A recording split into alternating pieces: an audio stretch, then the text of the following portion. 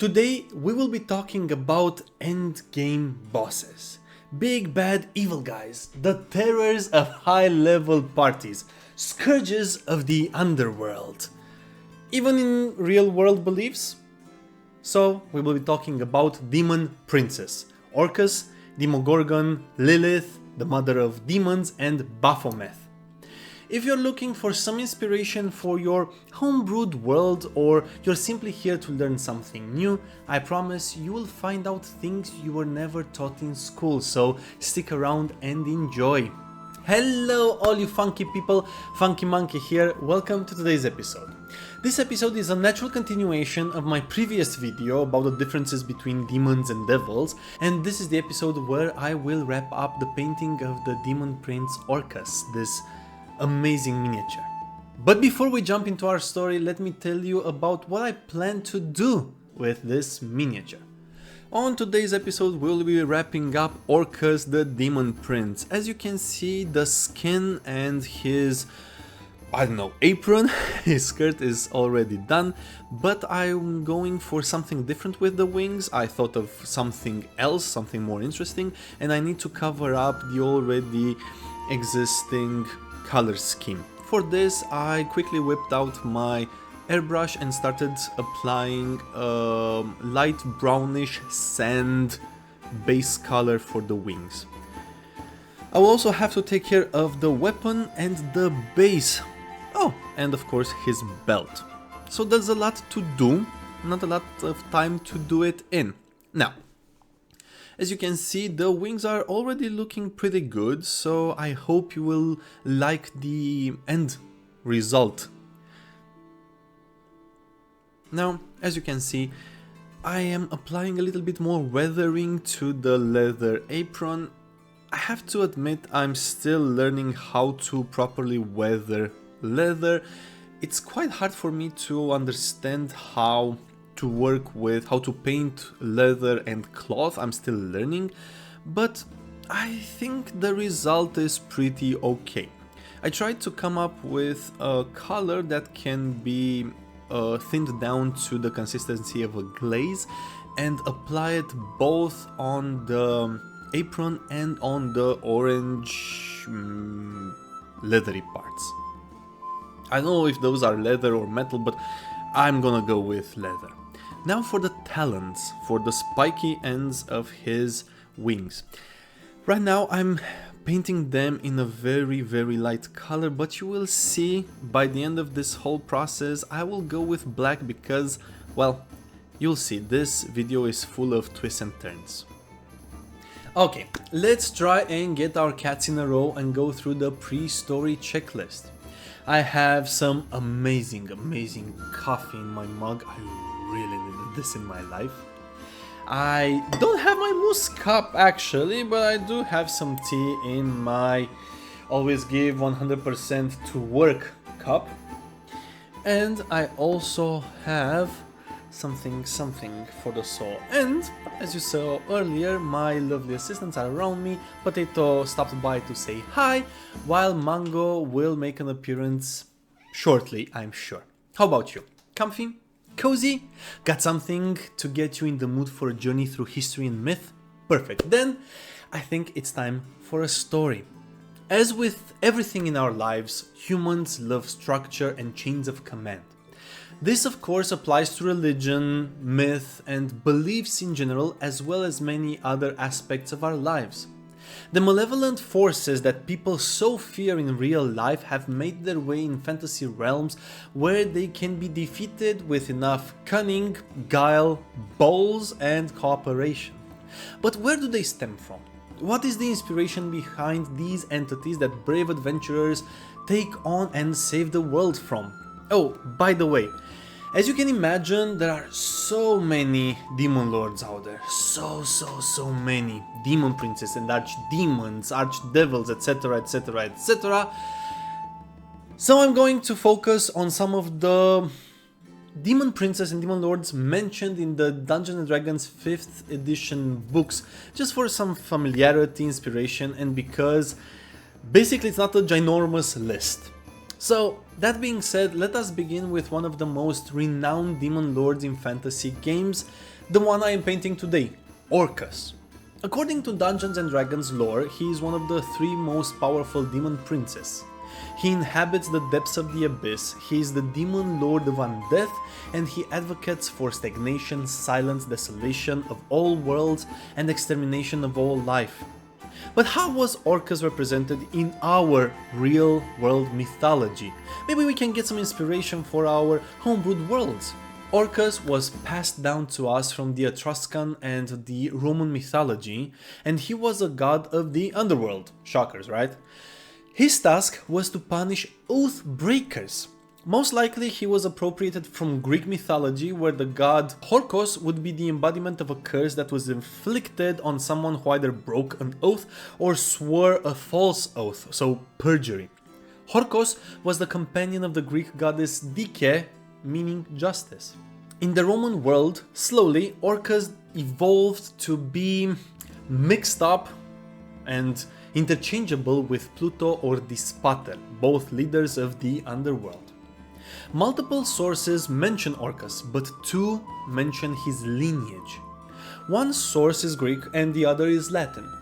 The Greek author of the 6th century BCE, Hesiod, mentions that Orcus was the son of Eris, or strife, and brother to Ponos, or hardship, Lethe, forgetfulness, Limos, starvation, Algos, pains, Hisminai, battles, Makhai, wars, Phonoi, murders, Androktasiai, manslaughters, Neikea, quarrels, Pseudea, lies, Logoi, stories, Amphilogiai, disputes, Dysomnia, anarchy, and Ate, ruin.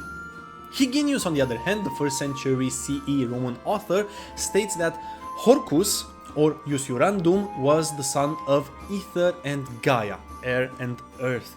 His siblings were Dolor, meaning pain, Dolus, guile, Ira, anger, Luctus, lamentation, Mendacium, lies, Ultio, vengeance, Intemperentia, or intemperance, Altercatio, or altercation, Oblivio, forgetfulness, Socordia, sloth, Timor, or phobia, fear, Superbia, arrogance, Incestum, sacrilege, and Pugna, combat.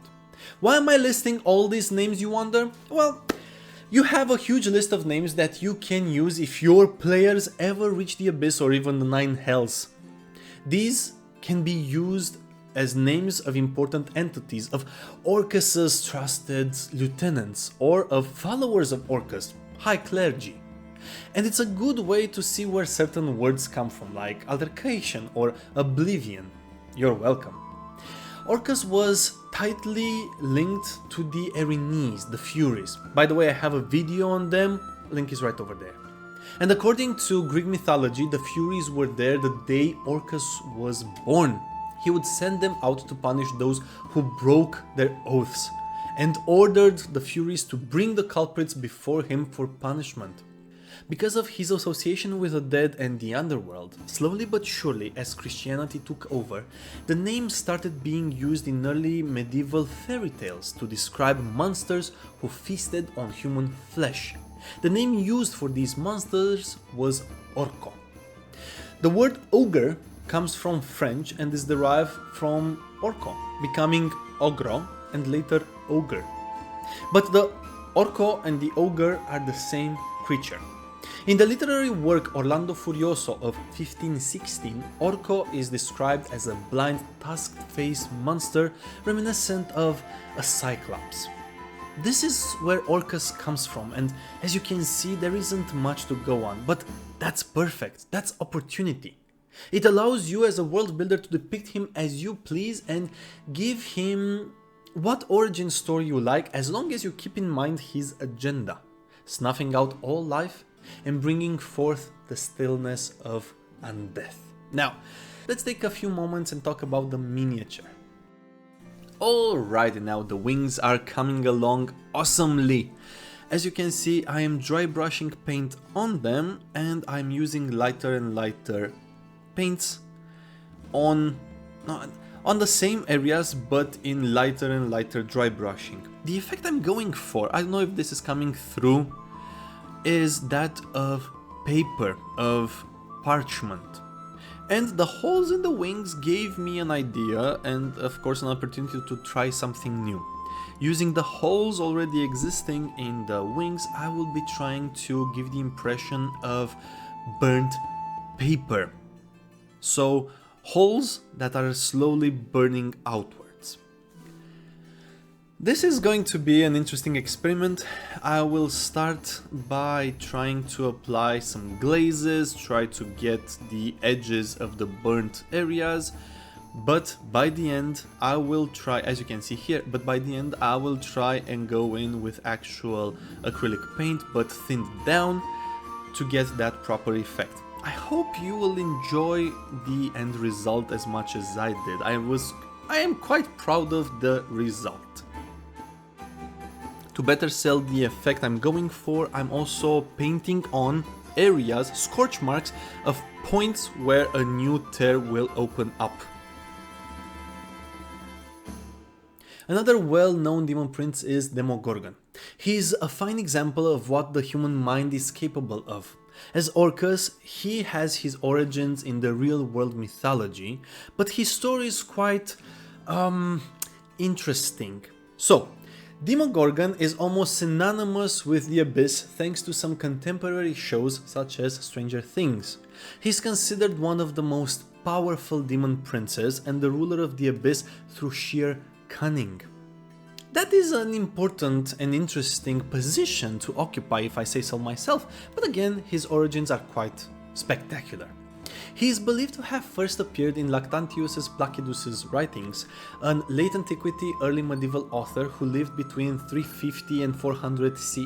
But, according to scholars, he actually appeared for the first time much later in a copy of Placidus's commentary on the 1st century author Statitus's poem Thebaid. So, sorry.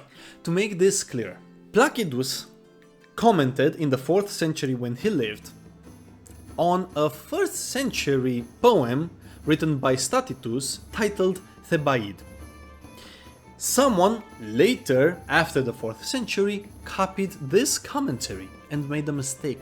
The scribe wrote the Greek word demiurge in the accusative case demiurgon as, wait for it, demigorgon. And wham bam, a new demon prince was born. This conclusion was reached by analyzing different variations of the same script.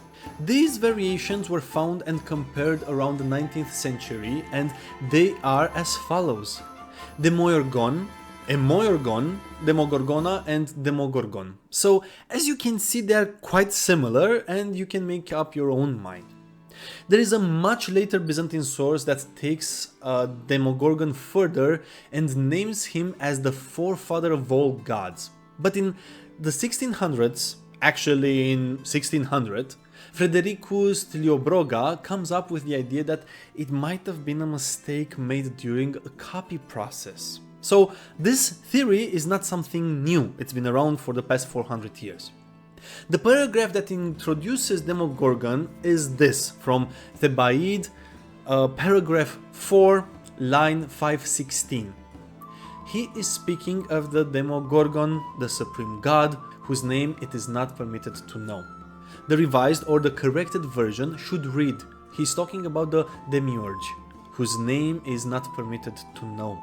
Please note that before the copy after Placidus's comments made in the 4th century, there is no mention anywhere else of Demogorgon. Mind you, this coming from the mythology of a people who were so into the lives of their gods, it was like they were watching a reality show. At the height of the Middle Ages, Demogorgon became a prince of the Abyss and became the father of the demigod Pan, the satyr, who was, according to myth, Hermes' son. As I've said over and over again, religion evolves to meet the needs of the followers, so religion created a whole background for the demon prince and took Hermes' son, Pan, and made it Demogorgons. During the Renaissance, the demon prince evolved yet again and became the terror demon, or the god of the earth, the primordial god from which all old gods sprang forth. And all of this from a simple copying mistake. Of course, the Christian writers of the medieval and the Renaissance period picked up Demogorgon and built even more things around him, elevating him, making him the lord over the fates in hell. This was done by writer Johann Weyer, while John Milton names three demon lords: Orcus, Hades, and Demogorgon. And we can go on and on through multiple sources, but you get the point. There are sources that place him not in hell, but in the chaotic in-between world or area, an area Lucifer traverses when traveling between earth and hell. Thus, a realm other than hell was born, a chaotic realm that dark creatures inhabit. Welcome to the Abyss. It was created in the Middle Ages. As French art historian Jean Cesnay aptly puts it, Demogorgon is a grammatical error become God. This, my friends, is the perfect example of how you as a world builder can roll with it, generally speaking. There are no mistakes when it comes to creating your world. If you build things with some connection in mind, you are bound to come up with something marvelous. It is fascinating how a simple mistake can lead to one of the most iconic entities in fantasy and dark fantasy from the Middle Ages up until today, and I'm sure far into the future. There are no mistakes when world crafting if you tie things in properly. Oh, and there are no clear descriptions of Demogorgon. There are no clear indications if Demogorgon is male or female, so you are free to come up with your own Demogorgon how you see fit. Wizards of the Coast came up with one version, you see another version in Stranger Things, why not come up with your own version? And this is another clear indication of Demogorgon being a grammatical error and not actually part of the Greek mythology, where you know by now, if you watched any of my previous videos, things can get really wild, really fast, and Greeks had such an awesome imagination. Now, because we are in the realm of demons created out of, well, thin air, I want to squeeze in Lilith really fast before we talk about the miniature and the many things going on there. I'm going to talk about Lilith because she's considered to be the mother of demons. But how did she get here? Well, depending on the age and mythology we are talking about, there are two origin stories of Lilith. The first and oldest mentions come from the Mesopotamian mythos, where she is called Lilith or Lilitu, and she is actually a whole class of demons, not a single entity. While the more recent sources and mentions come from the Hebrew religion. Etymologically speaking, the name comes either from Akkadian, where Lili or Lilitu means spirits, from Sumerian, where Lili means female demon, or cuneiform text from Mesopotamia, where the word Lilith or Lilitu means disease-bearing wind spirits. The old mention of Lilith comes from the Gilgamesh epic, where it appears as either a water spirit or, depending on the translation, an owl or screech owl.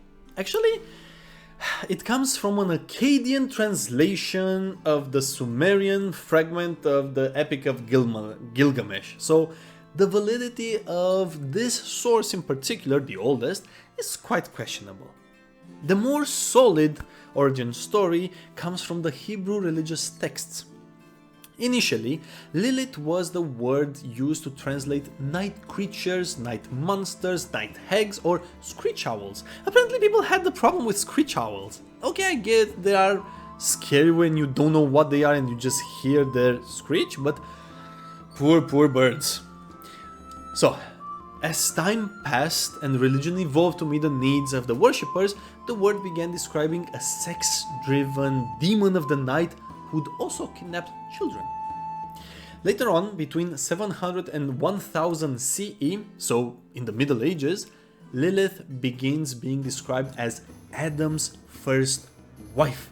If you don't know Adam, he's the primordial man created by the god of the Abrahamic religions. By the 1300s, Lilith was independent, opinionated, and would not submit to Adam, and thus she did not return to Eden to her husband after sleeping with Archangel Samael. Samael is later known as the enemy of Israel, as he was the patron of Rome and representative of Christianity. It's all very complicated. Once Lilith failed to return to Eden after sleeping with an archangel... Okay, hold up. By the way, can anyone really blame Lilith for sleeping with Samael? He was a freaking archangel, for crying out loud. I don't believe in them, but I would sleep with an archangel given the chance. Just don't tell my wife. Hi honey. Imagine having the option of sleeping with an actual archangel. Or going back to your human husband who has been around for what, a blink of an eye? I mean, you go Lilith, do it again. So, because she did not come back after getting down and dirty with Samael, a more subservient woman was created, this time from Adam's rib, not from the same clay. This ensured that Eve would not turn against Adam, as she was a part of him, and it was like the hand turning against the body. Whereas Lilith was Adam's equal. Both primordial humans, both made of the same clay. But again, because she was independent and would not submit, and because she slept with Samael, she was branded the mother of all demons, the betrayer.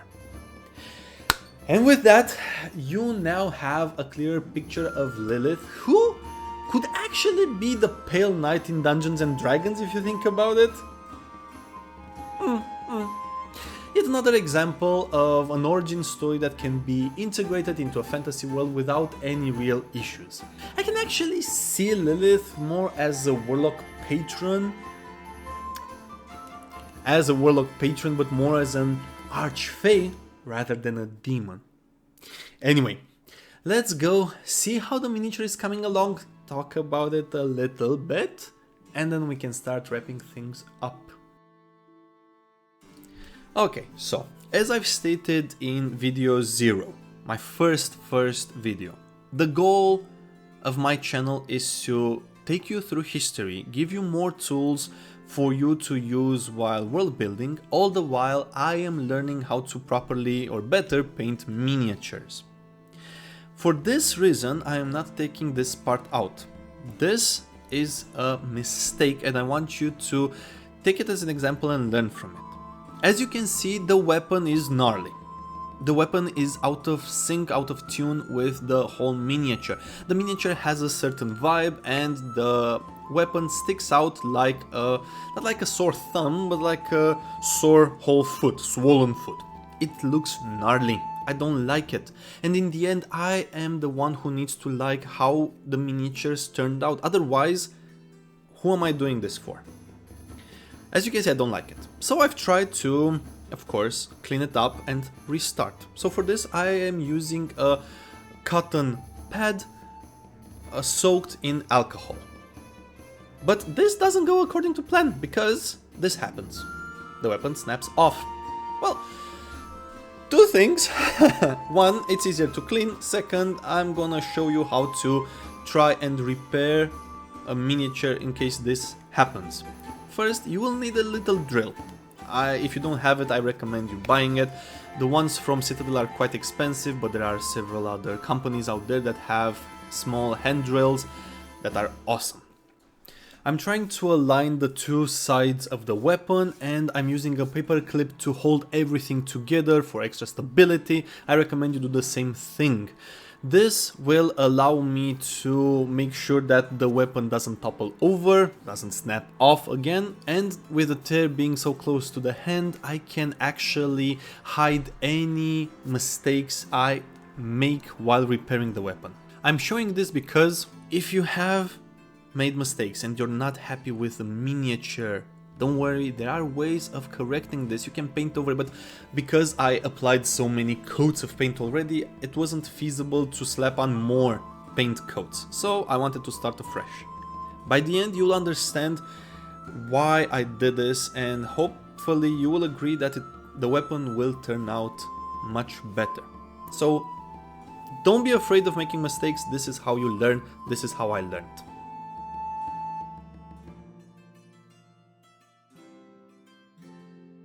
Alrighty then, let's go to our last demon prince, Baphomet.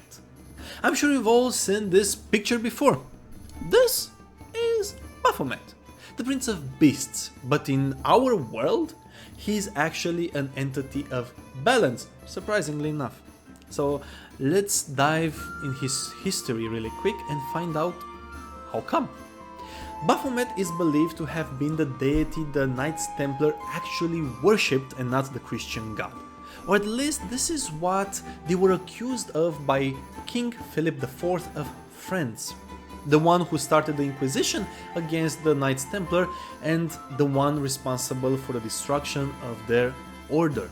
As sources tell us, the first time the name Baphomet appears was in the writings of the chronicler Raymond de Aguilera, who covered the First Crusade in 1098 CE. He mentions that the term Baphomet was used for Muhammad, and Baphomaria was the word used for a mosque. The term evolved, and in 1195 we find it in the form Baphomets, while in 1250 Baphomet is yet again used to describe Mahomet, and the Baphomet is the title of a series of 4 chapters of an important literary work of that time. During the Templar trials of 1307, the name Baphomet appears multiple times in relation to the knightly order. But the term didn't really take center stage until the 19th century, when a new debate was started regarding the reasons behind the destruction of the Templar order. The term Baphomet was adopted into English in the 19th century as a corrupted form of the French word for Mohammed. Now, the Knights Templar allegedly worshipped Baphomet. I say allegedly because there are no actual sources written by Templars themselves mentioning the worship of Baphomet even in their private writings. You would figure that there should be some mentions if he was actually the one worshipped. Don't tell me that all of the Knights Templar across the world were trained to know that everybody was referring to Baphomet when talking about God. So yeah, this doesn't hold water. Oh, by the way, I do have a video on the Knights Templar if you want to check it out. Moreover, the confessions that they indeed worshipped this entity were extracted through torture during the investigations, so not the most reliable of sources, as people would say anything to end the torture. Just to be clear, the Templars were not accused only of worshipping Baphomet, as it is not enough to bring down the whole order, one of the most powerful, influential and richest of orders. There were 100 charges brought against them, including homosexuality, heresy, sodomy, and, wait for it, spitting on the cross among many others. But these accusations were not something new. The King of France brought the same accusations against his political enemies and even against Pope Boniface VIII after he kidnapped the Pope. I mean, these were his go-to accusations, and for good reason. They worked. Actually, there is some truth in all of these accusations. Spitting on the cross was a real thing, but it was done while training to resist humiliation and torture at the hand of a Saracen in case the brothers Templars would fall prisoners and were forced to do acts that would be considered heresy. They were taught to commit apostasy with the body but not the mind.